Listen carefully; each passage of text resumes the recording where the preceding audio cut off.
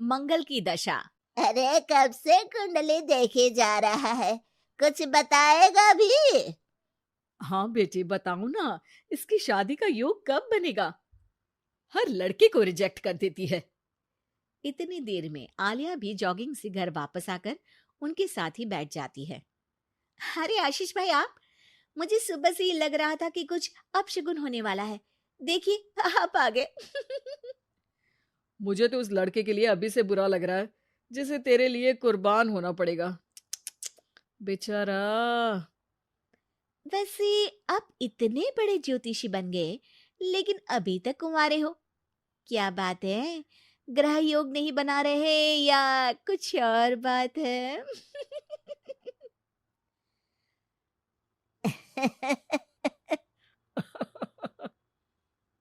आलिया की इस बात पर वो और उसकी दादी हंसने लगते हैं, जिन्हें इग्नोर करते हुए माँ एक बार फिर उसकी शादी की बात पर आ जाती है। बेटा, इसकी बात का बुरा मत मान। तू ये बता कि दिक्कत क्या है? अरे मौसी, सबसे बड़ी दिक्कत तो इसके जिद्दीपन की है।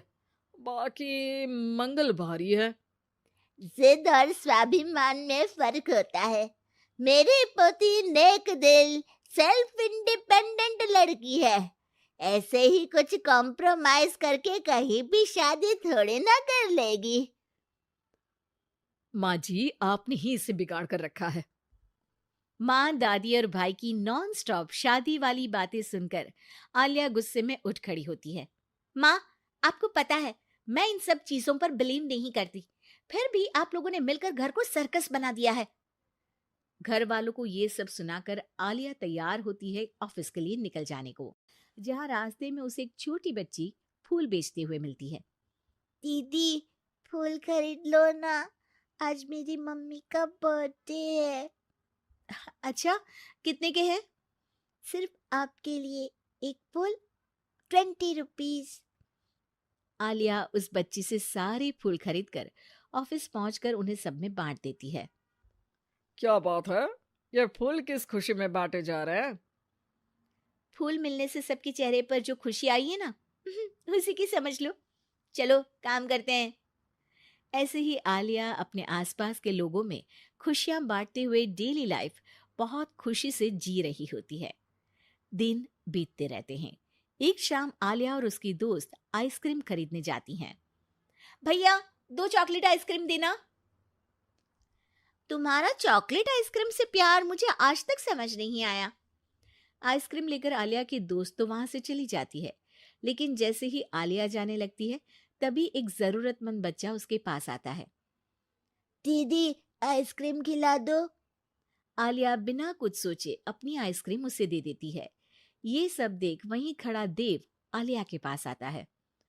आप उसे पैसे भी तो दे सकती थी। हाँ, दे सकती थी, पर पैसे तो आगे उससे कोई दूसरा भी छीन सकता था। लेकिन इस आइसक्रीम को खाकर उसे जो खुशी मिलेगी ना, वो कोई नहीं छीन पाएगा। वाह, डीप थॉट। आज से मैं भी ऐसे सोचना शुरू करूंगा। वैसे मेरा नाम देव है। हेलो देव, मैं आलिया हूँ। और इस तरह दोनों बातें करते हुए साथ चलने लगते हैं, जिसके बाद धीरे धीरे दोनों की बातें और फिर मुलाकातों का सिलसिला शुरू हो जाता है। इसी तरह कुछ महीने बीत जाते हैं। अब दोनों एक दूसरे को पसंद करने लगते हैं। मेरी मम्मी को उनके सोशल वर्क के लिए सम्मानित किया गया है, तो आज फैमिली डिनर में तुम भी आ सकती हो। अगर तुम्हारी मम्मी की गिफ्ट के लिए तुम मेरे साथ शॉपिंग चलोगी तो जरूर आऊंगी।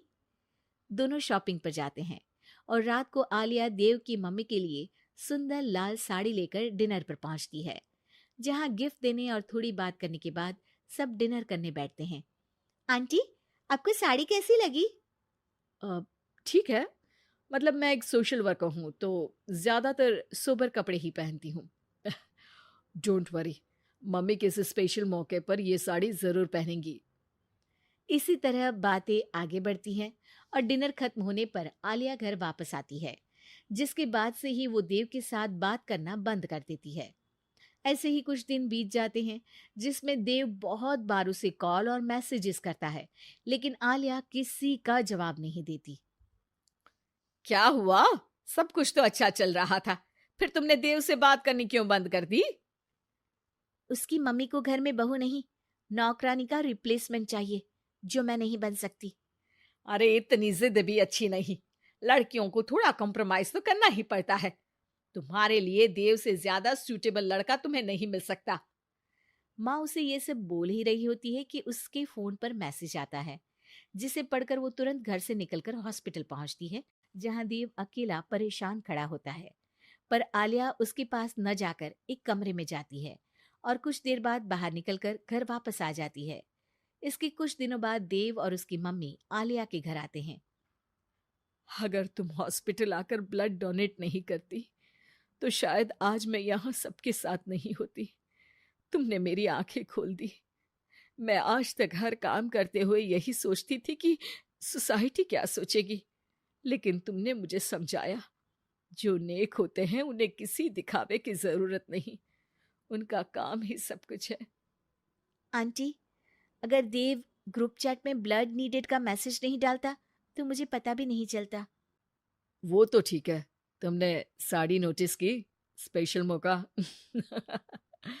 आलिया, मैं खाना बना लूंगा, घूमने जाने पर सारा सामान उठा लूंगा। प्लीज शादी के लिए हाँ बोल दो। अगर खाना दोनों मिलकर बनाए और घूमते हुए जब जो थके दूसरा उसे लाइफ लॉन्ग संभालने का वादा करे तो डील पक्की।